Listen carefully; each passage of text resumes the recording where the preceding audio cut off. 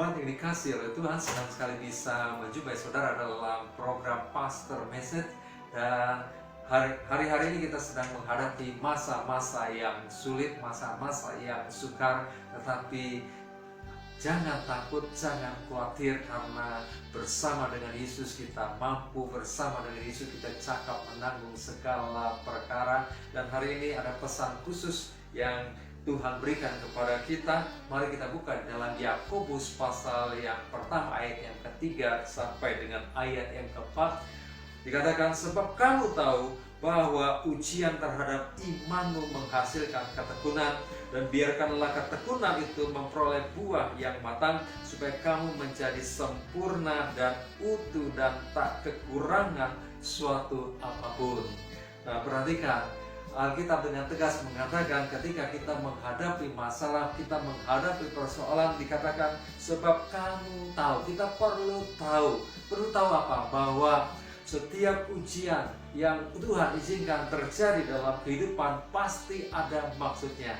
Nah, di dalam menghadapi masalah persoalan ada 3 hal yang perlu kita ketahui. Yang pertama, ketika orang menghadapi masalah, dia marah-marah, dia bersungut-sungut kepada Tuhan, bahkan dia murtad kepada Tuhan. Dan yang kedua, dia bertahan, dia diam, dia tenang, dia tidak marah-marah. Tetapi itu belum termasuk ketekunan. Dan yang ketiga, ketika orang menghadapi masalah, dia bertahan, tetapi dia tidak marah-marah, dia tidak bersungut-sungut, dia tidak murtad, tetapi dia aktif melakukan sesuatu. Itu yang disebut ketekunan. Nah, kata ketekunan dalam terjemahan NASB berkata memiliki arti ketahanan dan kesabaran. Artinya ketika kita menghadapi masalah ujian itu, kita bertahan, kita sabar. Tetapi terjemahan bahasa aslinya lebih jelas lagi dari kata hupomone,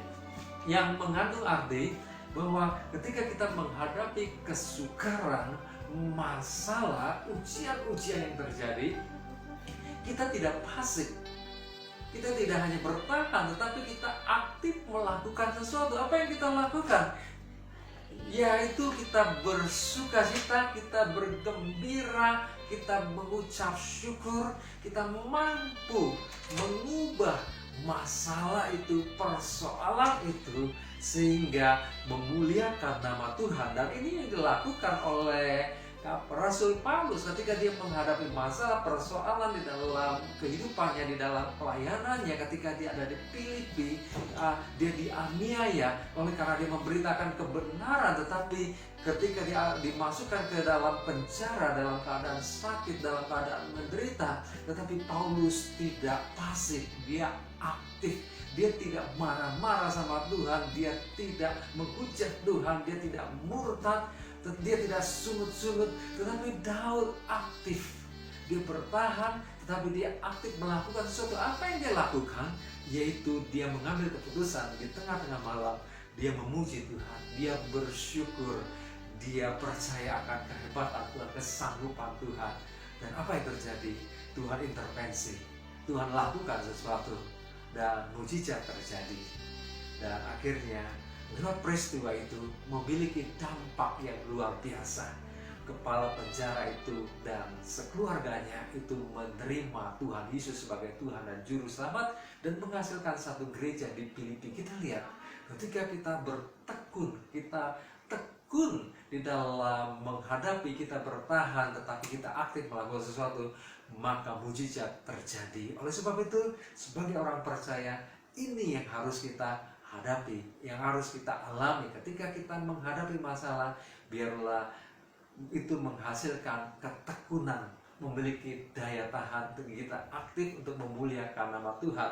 Nah, kita lihat di dalam Habakuk pasal yang ke-3 ayat 17 sampai ayat yang ke-18, dikatakan sekalipun pohon ara tidak berbunga, pohon anggur tidak berbuah, hasil pohon zaitun mengecewakan, sekalipun ladang tidak menghasilkan bahan makanan, kambing domba terhalau dari kurungan, dan tidak ada lembu sapi dalam kandang, namun aku akan bersorak-sorai di dalam Tuhan, beria-ria di dalam Allah yang menyelamatkan aku. Inilah sikap yang harus kita lakukan ketika kita menghadapi masalah. Kita harus seperti Habakuk, yaitu kita bersukacita di tengah-tengah masalah, mengucap syukur di tengah-tengah masalah, sehingga kita bisa melewatinya, sehingga kita lihat kuasa Tuhan dan hidup kita mempengaruhi dunia. Ketika orang dunia melihat kita bahwa di tengah-tengah masalah dia tetap bisa bersukacita, dia tetap bertekun, dia tetap memuliakan nama Tuhan.